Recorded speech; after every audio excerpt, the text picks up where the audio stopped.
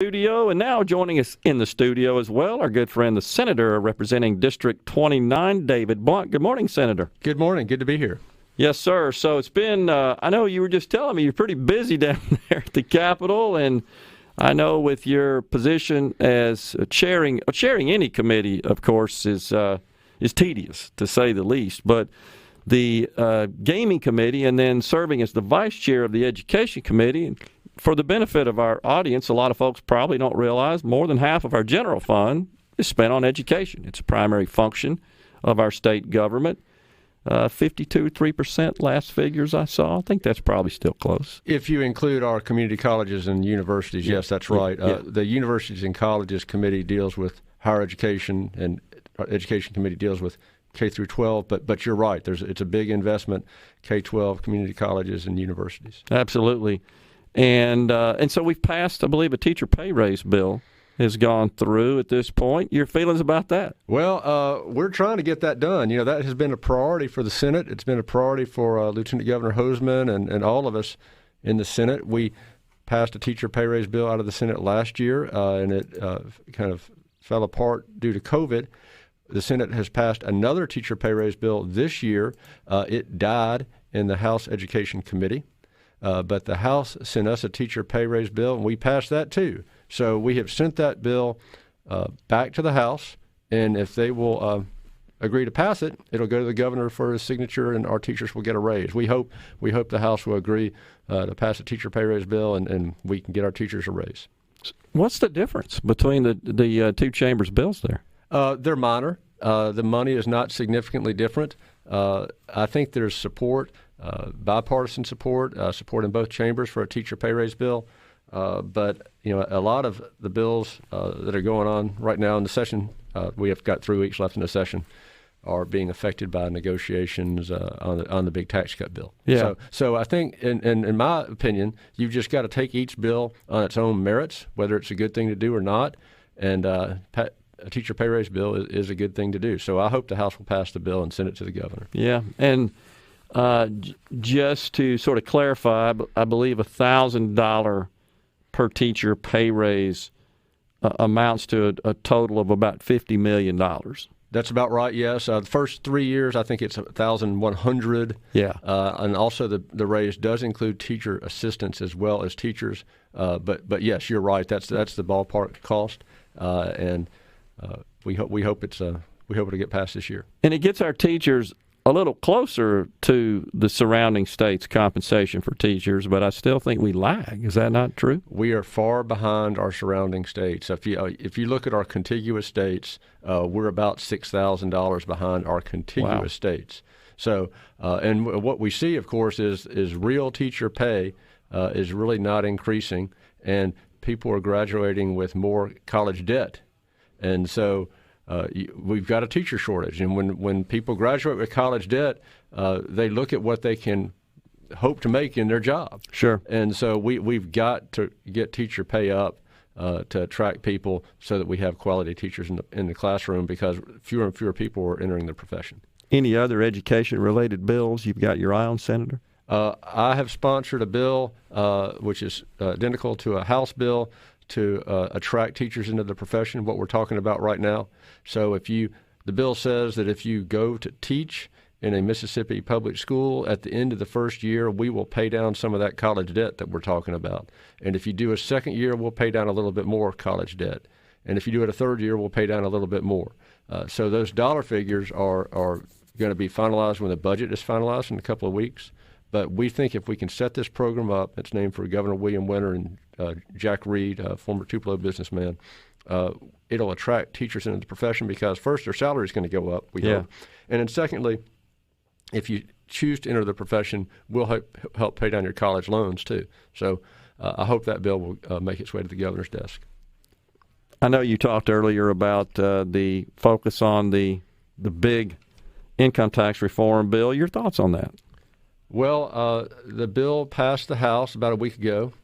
It cuts some taxes, including the income tax. The income tax is about a third of the state budget. It's about $2 billion a year.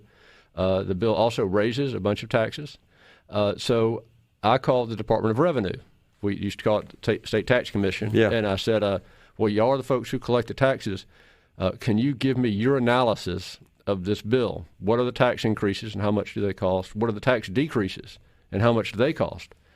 And the Department of Revenue told me that they had done no analysis. They hadn't been asked to provide an analysis, and they were trying to do one, but when the bill passed the House, there were no numbers from the Department of Revenue on the impact of the bill, which to my mind is reckless. But I'm hoping all of us on the Senate side are hoping to get those numbers so we know exactly what we're talking about. I mean, it has been presented in concept and in generalities, but this stuff is quantifiable and this is real money. And we need to get information from the Department of Revenue on the impact of any cuts and the impact of any increases and see where we are. Because, again, we're talking about more than $2 billion a year. And that is what runs all of state government. So we need to have that information in order to make a good decision. The concept, of course, that would be upon total elimination of the income tax, which would occur in 10 years. So it's a phased-in approach as specified in the bill.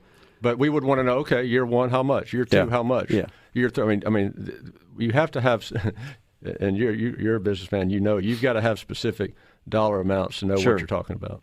Yeah. So, and I think there are revenue targets that must be achieved in subsequent years in order for future reductions in income tax to be implemented is the design. And that gets a little hairy, I'll admit. That's somewhat of a complex calculation, if you will. Why would you? I mean, it seems to me that and anybody would want to know. Okay, what are my taxes going to be? What I need to know so I can plan. What are my taxes going to be? Are you talking about from a revenue perspective or an individual or a taxpayer? Either one. If you're running a business, or you're an individual, or you're the state of Mississippi, you know what are my taxes going to be? Yeah. How much am I going to pay? Or if I'm the state, how much am I going to collect? Yeah. And the idea that you don't know because you don't know what revenue collections are going to be in 2 years or 3 years or 4 years. To me, it doesn't seem like a good way to plan. I mean, I think most people will just say with their taxes, look, just tell me what it's going to be so I can plan. Yeah. So the idea of triggers, you know, doesn't seem to me to be a good tax policy, but we'll see. Has there been any discussion on the Senate side for possible alternatives to try to reform our tax structure? I think there will be. I think what I think ought to happen is what Governor Barber did a few years ago when he looked at this, and he established a commission. He brought in all the experts from the private sector, from the Department of Revenue, experts in tax policy, and they went through an exhaustive study in public with data and involved the business community. Yeah. If you talk to the leaders in the business community in this state, I don't think that they knew what was in this bill until the day before it was voted on. Right. And so, you know, the way to do it is to say, look, we've got some goals on how we can make our state competitive. That includes the way we collect taxes. So let's sit down and look at our system and see if it's the fairest, best way to do business. And you do it in public. You get information from experts, hard data, and you try to figure out what the right thing to do is. I think you'll see the Senate do that in the next year or two. So that sort of suggests you don't think it has much chance of getting to the Senate this year, as is, certainly. Well, you know, I can't say that it's going to go to the Senate Finance Committee. You know, and you know, I'm a Democrat, and so there are meetings that I don't get invited to. So I can't predict what it'll be, but I do know that, you know, to make good decisions when you're talking about literally billions of dollars, you've got to have hard data. Sure. And if I was in a position to set the agenda over there, that's what I'd want. Let me ask you this then, Senator. I appreciate your candor there, frankly. So do you support the concept of transitioning from an income tax to a consumption tax? How do you feel about that? I do not support that concept. It is regressive, and it hits poor people harder. If you're a retiree, you don't pay income tax, but you pay sales tax. If you're a retiree and this bill becomes law, your taxes are going up. Gotcha. If you're on a fixed income, your taxes are going up. And in concept, I don't support it. But, you know, again, if they want to show the data on it, I'll be happy to look at it. You got some more stuff to talk about? Can you hang around for another segment? You got to get back. I'll be happy to hang around one more segment. Sure, thank you. We've got Senator David Blount in the studio. Senator David Blount. So, Senator, just kind of finishing up on this discussion about this tax bill.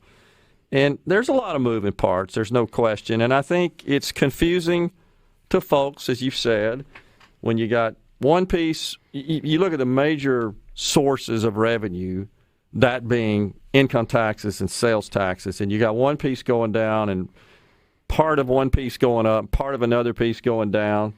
And unless you really take a holistic approach in the analysis, as you indicated, folks want to know, what does this mean to me? And to some, I would argue it represents a slight increase. Certainly those that are on that receive their income from exempt retirement sources. Right. And then you've got those who are working who pay taxes on their income. All the models I've worked reflect that a savings would be achieved for those individuals. So it's somewhat of a trade-off, and I think that there's some concerns that we might be transferring, I guess, some of the burden, if you will, to retired folks. But frankly, right now, they're transferring the burden to working people. So because they're exempt. Their income is exempt, I should say, for state tax purposes. So I think there's some sort of anomalies in our tax code, which tax code is by its very nature, as you know. The federal is ridiculous. Yep. How butchered up that's gotten through the years. I was doing mine this morning, so yeah, I know exactly what you're talking about. So I hope, I guess, to kind of close that out, I hope you guys can come up with some way to work through this, to devise a model that makes sense. And I hear what you're saying about it being regressive because it transfers maybe more of the burden to those that are consuming and paying on sales taxes. But I got to tell you, I did several models, including someone who makes minimum wage, and even they receive a savings in the state of Mississippi. And it's got some assumptions about the inputs on how that typical household would spend their money, and I would be happy to make some adjustments there. I think we would still show that it results in a savings for them, and as you scale the ladder, that it stays fairly constant in terms of the proportion or the portion of their income that is saved. But hopefully you guys can work something out. Well, the way you work out something that's big and complicated and important is you do it in public. You do it over a period of time. You do it with hard data that everyone agrees is the data that we're working with. That hadn't happened. That bill passed out of the committee less than 24 hours after anybody had read it. Yeah, and that's what happened. And it's too much. It's too much money, and it's too important to make a decision in that manner. I would want to do exactly what you're talking about. Let's say I'm a family making $40,000 a year and I have 2 kids, or let's say I'm 70 years old and it's just 2 of us in our household, or let's say I make $100,000 or $500,000. Run some scenarios and say what's going to be the impact on these different types of families, and what's going to be the impact on the state.